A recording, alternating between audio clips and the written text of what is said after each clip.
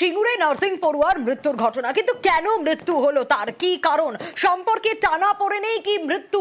সিঙ্গুরে nursing পড়ুয়ার মৃত্যুতে একাধিক প্রশ্ন উঠছে, কারণ তার প্রেমিককে গ্রেপ্তার করার পর জেরায় একাধিক তথ্য উঠে আসছে।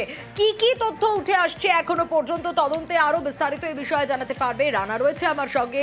রানা, এখনো পর্যন্ত কি জানা যাচ্ছে?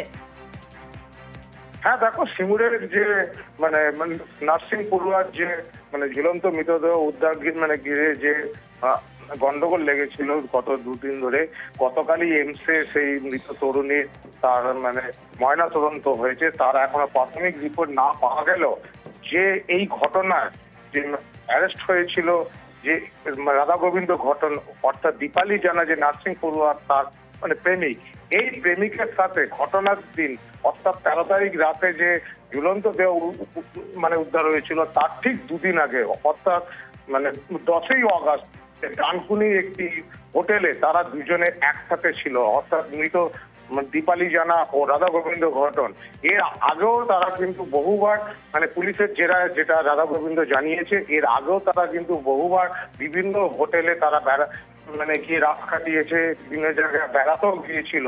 এই রাধা গোবিন্দ ঘটন সেও কিন্তু একটি বেসরকারি নার্স হচ্ছে নার্সিং হোমে ডায়ালিসিস বিভাগে চাকরি করত, এবং সেই চাকরি সূত্রেই কিন্তু এই যে দীপালি জানার সঙ্গে তার প্রেমের সম্পর্ক শুরু হয়।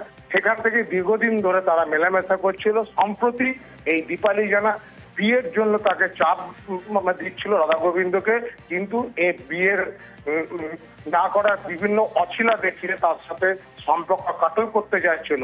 যেটা প্রাথমিকভাবে যেটা অনুমান করা হচ্ছে যে এই সম্পর্কের টানাপোড়েনের জেরেই কিন্তু গত 13 তারিখ রাতে বেলা তার ঝুলন্ত দেহ নার্সিং হোমের তার ঘর থেকে উদ্ধার হয়। পাশাপাশি